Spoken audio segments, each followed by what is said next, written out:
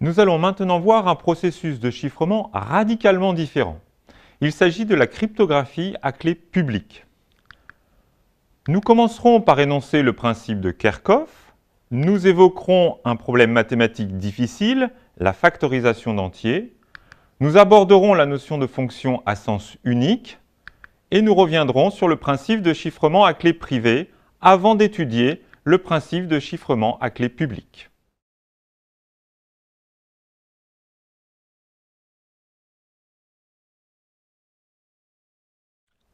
Pour envoyer des messages secrets, les Grecs utilisaient un messager. Ils commençaient par lui raser la tête, tatouaient le message sur son crâne et attendaient que les cheveux repoussent. À ce moment-là seulement, le messager pouvait se mettre en route et effectuer sa mission. La sécurité d'un tel protocole d'échange d'informations repose uniquement sur le fait de tenir secrète la méthode utilisée. Ce procédé, rapporté dans les écrits de l'époque, va à l'encontre d'un principe énoncé beaucoup plus tard par Auguste Kerckhoff en 1883 et qui dit que la sécurité d'un système de chiffrement ne doit reposer que sur le secret de la clé. Plus précisément, cela revient à dire que l'ennemi peut avoir connaissance du système de chiffrement. Ce principe est novateur, dans la mesure où, intuitivement, il semble opportun de dissimuler le maximum de choses possibles, à la fois la clé, bien sûr, mais aussi le système de chiffrement. Mais l'objectif visé par Kerckhoff est beaucoup plus académique. Il pense qu'un système, dépendant d'un secret, dont le mécanisme est connu de tous, sera testé, attaqué, étudié, et finalement utilisé s'il s'avère intéressant et robuste. Bien évidemment, même si le système peut être rendu public, la sécurité est basée sur le caractère secret de la clé utilisée dans sa mise en œuvre.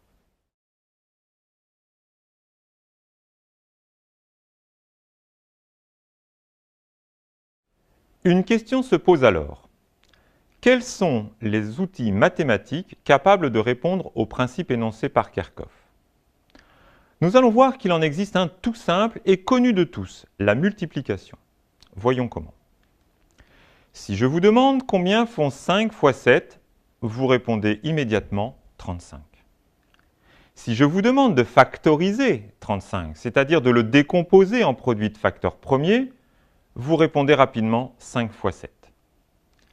Cependant, ces questions ne sont pas du même ordre de difficulté. Si je vous demande maintenant de factoriser 1591, vous allez sans doute devoir faire quelques tentatives. Alors que si je vous avais demandé directement de calculer 37 fois 43, cela ne vous aurait posé aucun problème. On s'aperçoit rapidement que calculer le produit de deux nombres premiers, P et Q, est plus facile que retrouver P et Q à partir du produit P fois Q. Formalisons ceci avec la notion de complexité. La complexité estime le temps de calcul ou le nombre d'opérations élémentaires nécessaires pour effectuer une opération. Commençons par la complexité de l'addition. Disons que calculer la somme de deux chiffres, par exemple 6 plus 8, soit de complexité 1. Par exemple, une seconde pour un humain ou un millionième de seconde pour un ordinateur. Pour calculer la somme de deux entiers de n chiffres, la complexité est de l'ordre de n, en négligeant les retenues. Par exemple, la somme 1234 plus 2323 est obtenue par 4 additions de chiffres, donc environ en 4 secondes pour un humain. La multiplication de deux entiers de n chiffres est de complexité d'ordre n au carré. Par exemple, pour multiplier 1234 par 2323, il faut faire 16 multiplications de chiffres et quelques additions.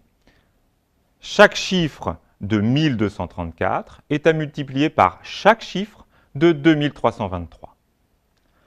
Par contre, la meilleure méthode de factorisation connue est de complexité d'ordre exponentiel de 4n puissance 1 tiers.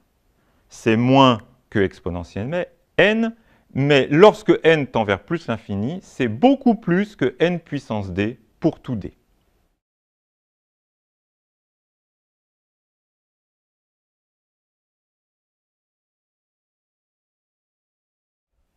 Voici un tableau donnant une idée de la difficulté croissante à multiplier et à factoriser des nombres à n chiffres.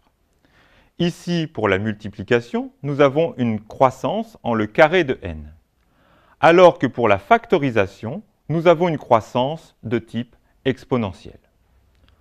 Pour des entiers de plusieurs centaines de chiffres, le problème de la factorisation ne peut être résolu en un temps raisonnable, même par un ordinateur. C'est ce problème, qui n'est pas symétrique, on dit aussi asymétrique, qui est à la base de la sécurité du chiffrement RSA que nous détaillerons plus tard. Connaître P et Q apporte plus d'informations utiles que le produit P fois Q. Même si en théorie il est possible à partir du produit P fois Q de retrouver P et Q, c'est en pratique impossible lorsque la taille des objets grandit.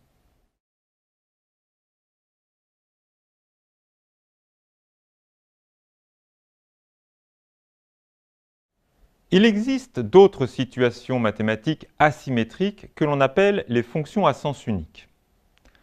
En d'autres termes, étant donné une fonction f, il est possible, connaissant x, de calculer facilement f de x. Mais inversement, connaissant un élément de l'ensemble image de f, il est difficile, voire impossible, de retrouver son antécédent. Dans le cadre de la cryptographie, posséder une fonction à sens unique qui joue le rôle de chiffrement n'a que peu de sens. En effet, il est absolument indispensable d'avoir un moyen efficace pour déchiffrer les messages transmis après chiffrement. On parle alors de fonction à sens unique à trappe, c'est-à-dire que le calcul de l'image réciproque est difficile en général, sauf si on a accès à une information supplémentaire. Prenons par exemple le cas de la fonction f, qui à x associe x3 modulo 100. Et tentons de résoudre le problème suivant. Trouver x tel que x puissance 3 est congru à 11 modulo 100. On peut pour cela faire une recherche exhaustive, c'est-à-dire essayer successivement 0, 1, 2, 3 jusqu'à 99. On trouve alors 71 au cube est égal à 357 911, qui est bien congru à 11 modulo 100. Pour ce problème, il existe une trappe, une astuce. Il suffit de considérer la fonction suivante, définie par y associe y puissance 7 modulo 100, qui permet de répondre directement à la question. En effet, 11 puissance 7 est égal à 19 487 171, qui est congru à 71 modulo 100. Conclusion. Le problème posé est difficile à résoudre, sauf pour ceux qui connaissent la trappe secrète.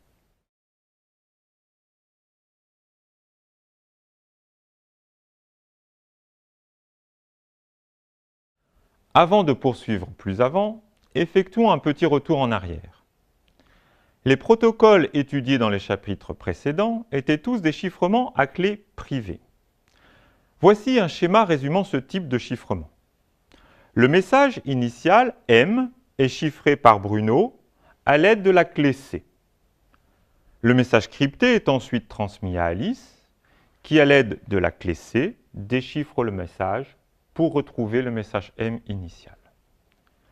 Les deux interlocuteurs partagent donc la même clé, l'un pour chiffrer, l'autre pour déchiffrer.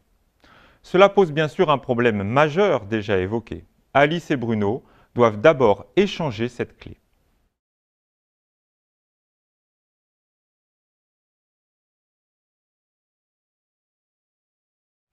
Les protocoles de chiffrement à clé privée peuvent, de façon imagée, se représenter ainsi. Tout se passe comme si Alice et Bruno possédaient chacun une clé d'un même coffre-fort.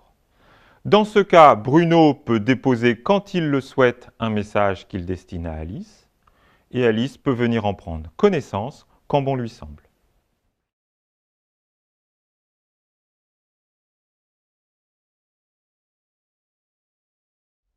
Passons maintenant au protocole de chiffrement à clé publique. L'association des mots clé et public peut paraître incongrue, mais il signifie que le principe de chiffrement est accessible à tous, mais que le déchiffrement nécessite une information supplémentaire, une clé, bien sûr secrète. De façon imagée, si Bruno veut envoyer un message à Alice, il le dépose dans la boîte aux lettres d'Alice. Et puisqu'Alice est la seule à en avoir la clé, elle sera la seule à prendre connaissance du message de Bruno. Ici, la clé publique est symbolisée par la boîte aux lettres. Tout le monde peut y déposer un message. La clé qui ouvre la boîte aux lettres est la clé privée, clé qui reste secrète.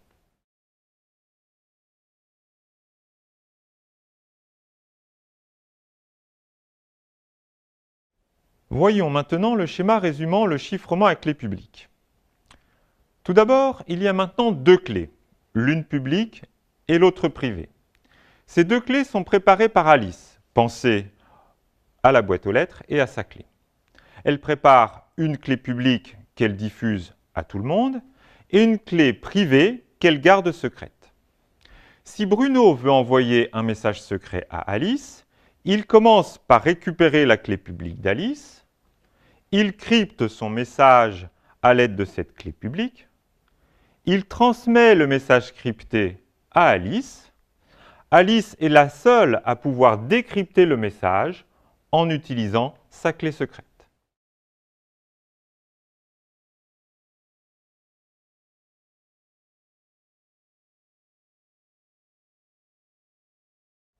Les paramètres d'un protocole de chiffrement à clé publique sont donc 1. Les fonctions de chiffrement et de déchiffrement, C et D, qui sont publiques. 2. La clé publique du destinataire qui va permettre de paramétrer la fonction de chiffrement. 3. La clé privée du destinataire qui va permettre de paramétrer la fonction de déchiffrement. Donnons tout de suite un exemple en prenant appui sur la fonction attrape vue précédemment. Nous nous posions la question, difficile, de trouver x tel que x puissance 3 est congru à 11 modulo 100. Rappelez-vous, nous avions trouvé comme réponse 71 et avions mis en évidence une trappe, 7, ou plus exactement la fonction qui a y associe y puissance 7 modulo 100 pour calculer directement 71. Dans ce cadre, les fonctions de chiffrement et de déchiffrement sont du type x à la puissance quelque chose modulo 100. La clé publique d'Alice qui vaut 3 permet de définir complètement la fonction de chiffrement C qui à x associe x puissance 3 modulo 100. Enfin, la clé privée d'Alice, ici 7, qui permet de définir complètement la fonction de déchiffrement D qui à x associe x puissance 7 modulo 100.